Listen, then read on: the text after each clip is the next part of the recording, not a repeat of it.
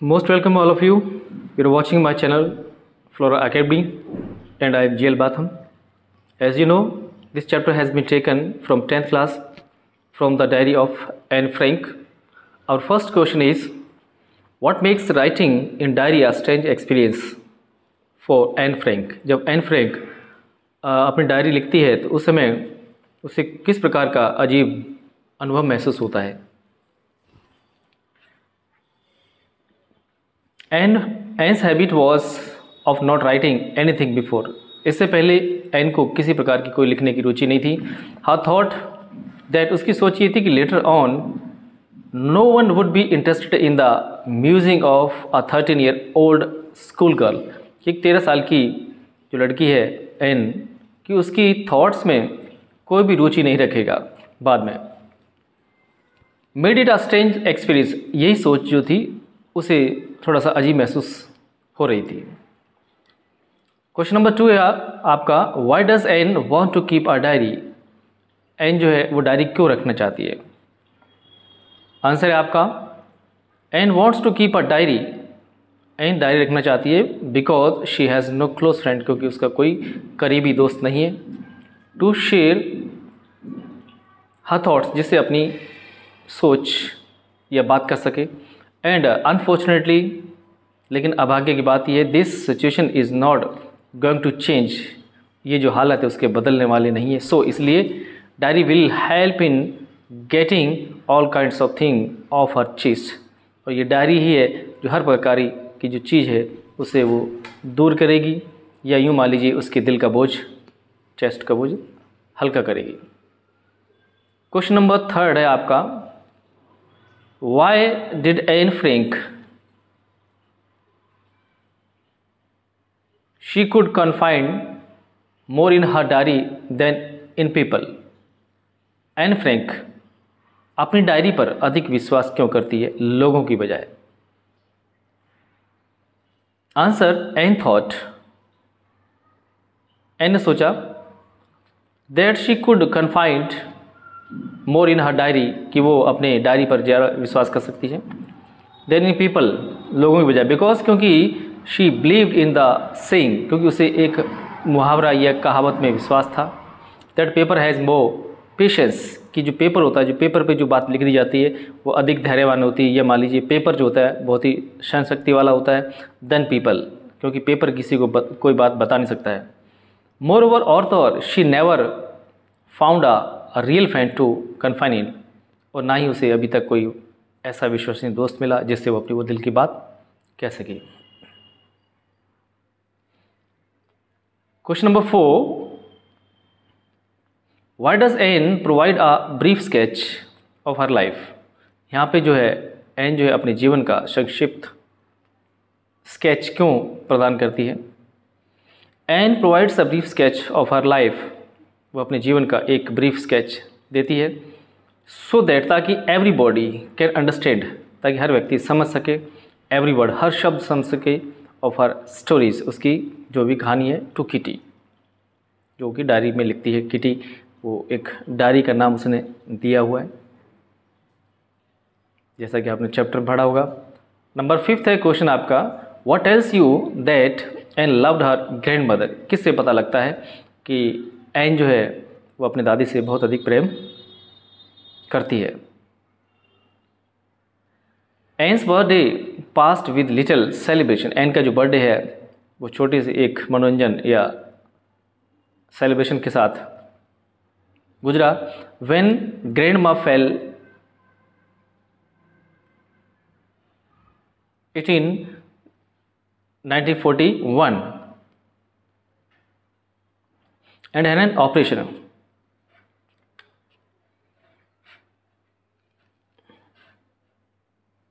ये यहाँ पर इट, नॉट इट, इल. जब उसकी माँ, दादी माँ 1941 के अंदर बीमार पड़ गई थी और ऑपरेशन हुआ था. ऑन एन बर्थडे, एन के बर्थडे पर इन 1942 के अंदर grand mass candle was also light, मतलब दादी माँ की भी मोमबत्ती जलाई की थी अलॉन्ग विद द रेस्ट, मतलब उसके बर्थडे के साथ साथ। These events will tell us, यही जो गतिविधि है वो हमें दर्शाती हैं that Anne loved her grandmother, कि एन जो थी अपनी दादी माँ से प्रेम करती थी। Question number 6, why was Mr Keesing annoyed with Anne, मतलब उनका जो टीचर जो थे कीजिंग, वो एन से नाराज क्यों हुए? What did he ask her to do, और उससे क्या करने के लिए कहा? Your answer is Mr Keesing was annoyed, वो उनसे फ्रैंक से नाराज हुए, annoyed with Anne because she talk too much, क्योंकि वो बहुत ही अधिक बात करती थी इन द क्लास के अंदर। He asked her to write an essay, और टीचर ने उसे बोल दिया कि एक ऐसे लिखने के लिए जिसका टॉपिक था अ चैटर बॉक्स, मतलब बातोनी, चैटर बॉक्स को बोलते हैं। देन ऑन एन, उसके बाद बोला इन कोरिजिबल, फिर उसके चैटर बॉक्स पर, एंड फाइनली फिर आखिर में ऑन क्वैक क्वैक क्वैक, मतलब ये इस पर ऐसे लिखने के लिए बोला। ये 3 टॉपिक इस प्रकार के दिए गए थे। After that question number 7, how did Anne justify her being a chatterbox in her essay, इस ऐसे के अंदर एन जो है चैटर बॉक्स को किस प्रकार से न्यायसंगत मानती है या सही मानती है? And justified it by saying, ये बोलते हुए कि that talking is a students trait, कि बोलना जो होता है एक विद्यार्थी का लक्षण कह सकते हैं। मोरओवर, और तो और, शी इनहेरिटेड, मतलब इनहेरिटेड मतलब होता है जो पीढ़ी दर पीढ़ी चलता रहता है। इट फ्रॉम हर मदर, मतलब ये चीज़ उसको उसकी माँ से मिली थी, क्योंकि वो talked as much as she talked, वो उतनी बात करती थी जितनी ये चैटर बॉक्स की तरह बात करती है। शी वो ट्राई टू कंट्रोल इट, हाँ उसने अपनी बातों को कंट्रोल करने की कोशिश की। Do you think mister Keesing was a strict teacher, क्या आपको लगता है कि मिस्टर जो कीजिंग थे वो बहुत ही कड़क टीचर थे? यस आंसर, आई थिंक, मेरे ख्याल में mister Keesing was a strict teacher. He was an old fashion, वो पुराने फैशन के थे, gentleman. He did not like a talkative student, उसे उन्हें बातों नहीं विद्यार्थी पसंद नहीं था इन हिज क्लास, अपनी क्लास में। ही शोड हिज स्ट्रिक्टनेस, वो अपनी स्ट्रिक्टनेस को दिखाया करते थे by giving homework to his students, मतलब उन्हें अपने विद्यार्थियों को होमवर्क दिया करते थे, या यूँ मान लीजिए कि बहुत अधिक होमवर्क दिया करते थे। Question number 9, what made Mr Keesing allow Anne to talk in class, किस कारण से मिस्टर कीजिंग ने एन को क्लास में बात करने के लिए परमिशन दे दी? एन्स इंटरेस्टिंग पोएम, एन की द्वारा लिखी गई एक रुचिकर बहुत ही पोएम थी, उसी पोएम ने मेड कीजिंग अलाउस, कीजिंग को परमिशन देने के लिए मजबूर कर दिया टू हर, उसे to talk in the class, class में बात करने की परमिशन दे दी। He did not want to be the father, क्योंकि वो ऐसे पिता नहीं बनना चाहते जैसे Sven who killed his children, एक स्वेन की तरह जो कि अपने बच्चों को मार देता है। And after that textual questions, was an right when she said, क्या एन सही थी जब उसने बोला कि that the world would not be interested in the music of a 13-year-old girl, की एक 13 साल की लड़की के शब्दों में जो ये संसार जो है रुचि नहीं रखेगा, क्या वो सही थी? Yes, Anne was right in saying, Anne का ये कहना सही था। सो इसलिए because people are generally interested in reading about great man, क्योंकि लोग जो थे महान व्यक्तियों के बारे में पढ़ना पसंद करते थे। They may not be interested in a teenager thoughts, तो वो लोग टीनेजर 13 साल की लड़की की सोच पर क्यों रुचि रखते? क्वेश्चन नंबर टेक्सटुअल का 2, there are some examples of diary और journals entries in the before you read section. बहुत सारे उदाहरण हैं जो इसमें दे रखे हैं जैसा कि आपने पढ़ा है, और इन उदाहरणों को आप compare these with what an rights in her diary, और जो डायरी में लिखा है एन ने उससे तुलना कीजिए। What language was the diary originally written in, और डायरी वास्तव में किस भाषा में लिखी गई। In what way is Anne diary different, और उसकी एन की जो डायरी है किस प्रकार से डिफरेंट है।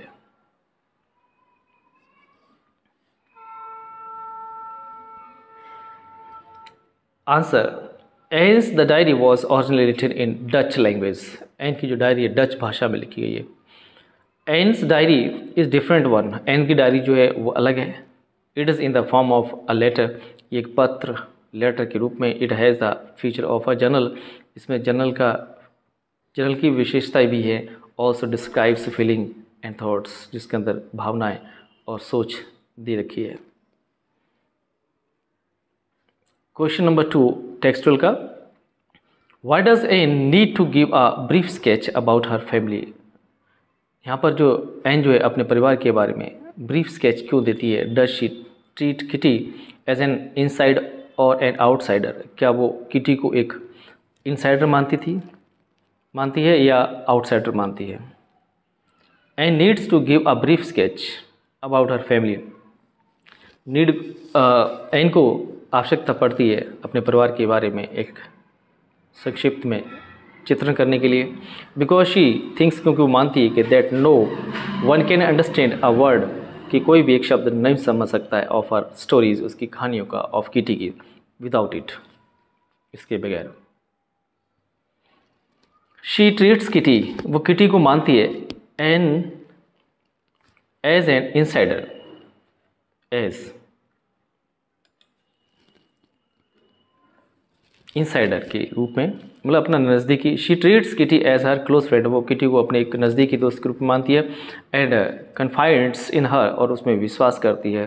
To get all kinds of things of her chest, कि वो डायरी जो है उसके दिल का हर प्रकार का जो बोझ है वो हल्का करेगी। 4, how does Anne feel about father her grandmother. एन जो है अपने पिता और ग्रैंड मदर के बारे में कैसा महसूस करती है, और कैपुरस एंड मिस्टर कीजिंग के बारे में। What do this tell you about her, ये जो चीज़ें हैं उसके बारे में क्या कहती हैं आपसे। एंड फील्स महसूस करती है कि that her father was the most adorable one, उनके जो पिता थे वो एक तरीके से एडोरेबल, प्रिय, पूजनीय थे। हर ग्रैंड मदर वॉज, और उनकी दादी माँ जो थी, वॉज अफेक्शनेट, वो भी उस पर प्रभाव छोड़ती थी, अच्छी लगती थी। और कैपुरस वॉज अटैच टू हर, वो भी उनसे जुड़े हुए थे। एंड मिस्टर जो कीजिंग थे वॉज एन ओल्ड फॉगी, वो भी एक पुराने फैशन के व्यक्ति थे।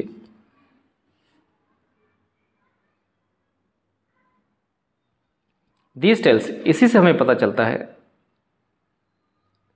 अस अबाउट हर दैट की शी वॉज अफेक्शनेट, वो इन सब चीज़ों से प्रभावित थी, इंटेलिजेंट थी एंड चैटरबॉक्स थी।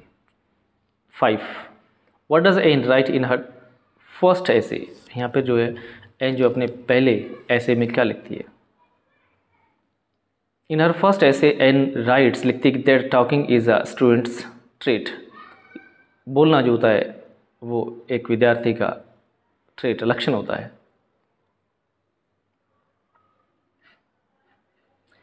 वाई वो ट्राई टू कंट्रोल इट, इसे कंट्रोल करने की क्या आवश्यकता है। Y,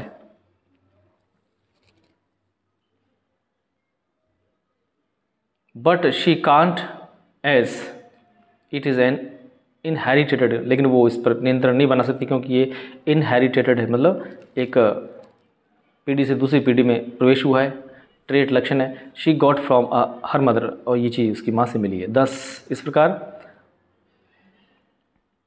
the arguments were convincing, जो इसमें बात की गई है वो एक सहमति देने वाली है, एंड प्रूव्ड, और ये साबित किया है द नेसेसिटी ऑफ टॉकिंग, की बात करने की ज़रूरत है।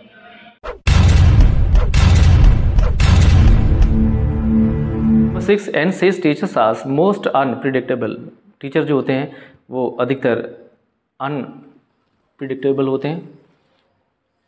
क्यों? तो जो मिस्टर कीजिंग जो है वो अनप्रिडिक्टेबल है। हाउ? मतलब जिसका पहले से अनुमान नहीं लगा सकते हैं। यस, मिस्टर जो कीजिंग जो है वो अनप्रिडिक्टेबल है।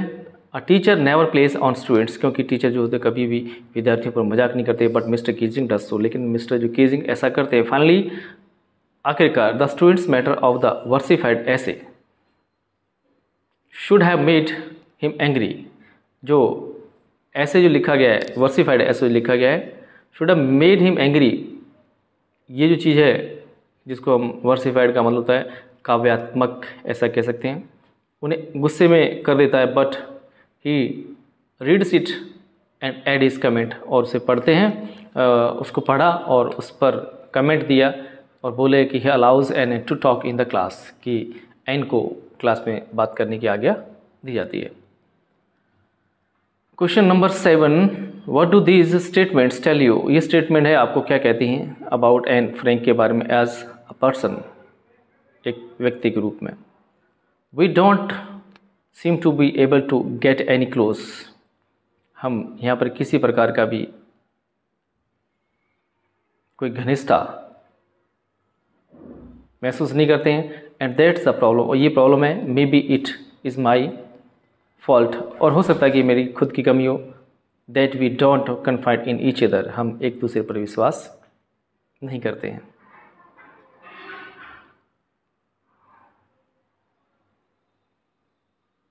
Second, I don't want to note down the facts in this diary, मैं इस डायरी में तथ्यों को नहीं लिखना चाहती हूँ। The way most people would, जैसा लोग करते हैं, but I want to diary to be my friend, लेकिन मैं चाहती हूँ कि डायरी मेरी एक दोस्त के रूप में रहे। आंसर, एन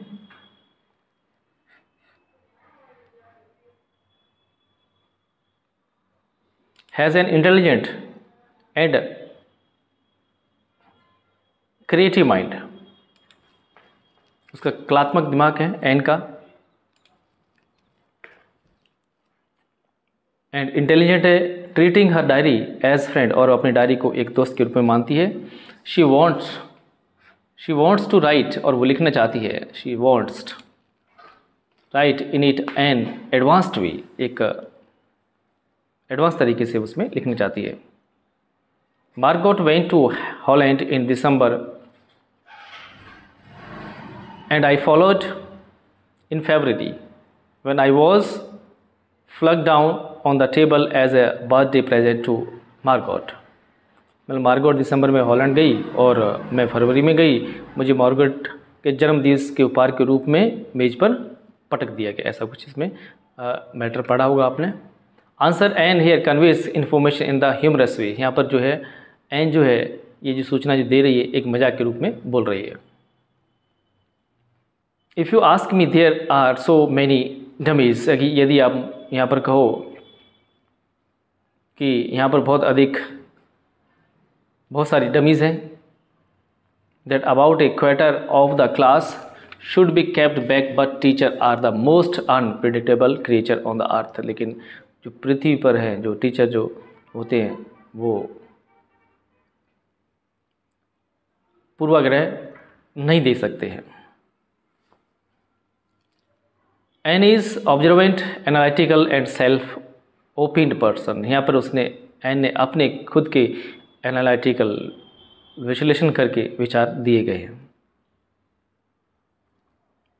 फिफ्थ है, anyone could ramble and leave big space between the words, कोई व्यक्ति इस अफसोस मना सकता है और शब्दों में बड़ा गैप दे सकता है। But the trick was to came up with convincing arguments to prove, लेकिन जो ट्रिक जो है वो एक ऐसा आर्ग्यूमेंट है कि व्यक्ति को अपनी सहमति देनी पड़ती है। नेसेसरी टू टॉकिंग की बात करना जरूरी है। Answer, Anne was thoughtful and creative. मतलब ये लाइनों से ये पता चलता है कि जो एन जो थी वो थॉटफुल प्राणी थी, क्रिएचर थी।